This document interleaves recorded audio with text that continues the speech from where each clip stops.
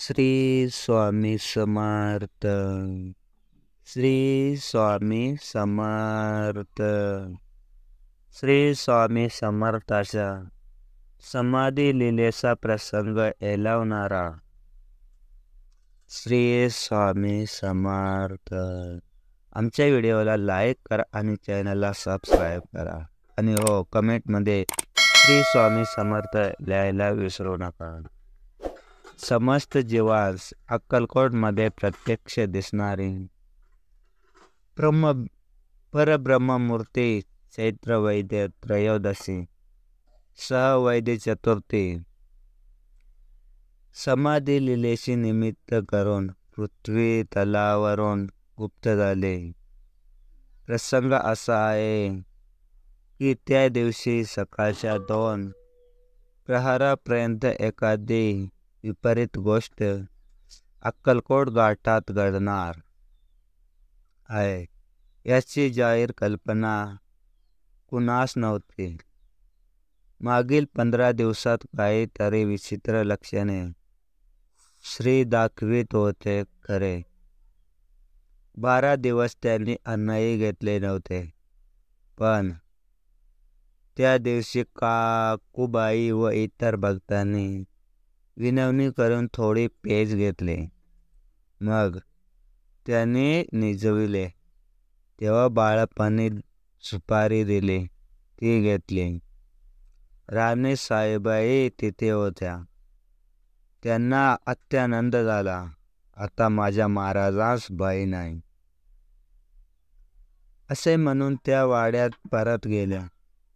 पण त्या दिवशी समर्थ कृपेने साधुत्वाला पोचलेल्या असंख्य साधकांचा हृदयाचा धोका सुकला होता हे खरे.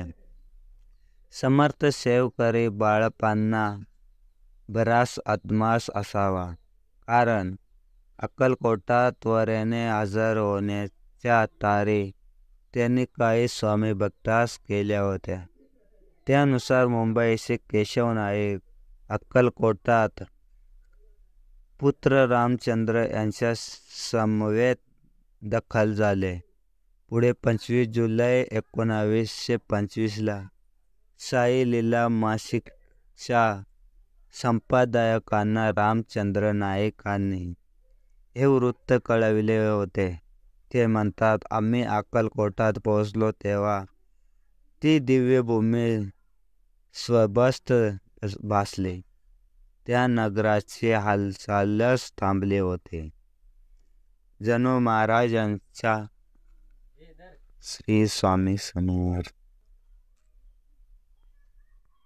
श्री स्वामी समर्थ.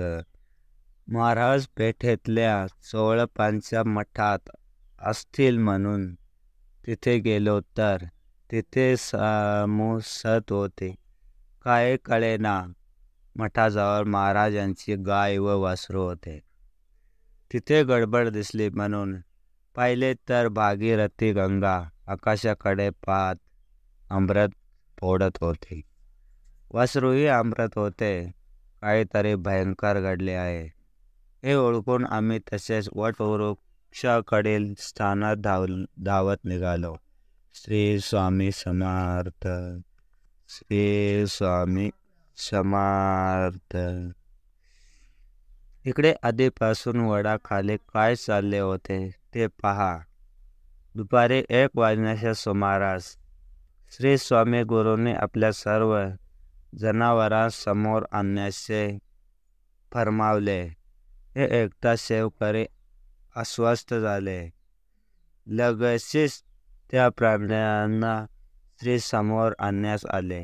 त्या दिवशीचे नैवेद्य त्यांना देण्यास स्वामी आज्ञा आले.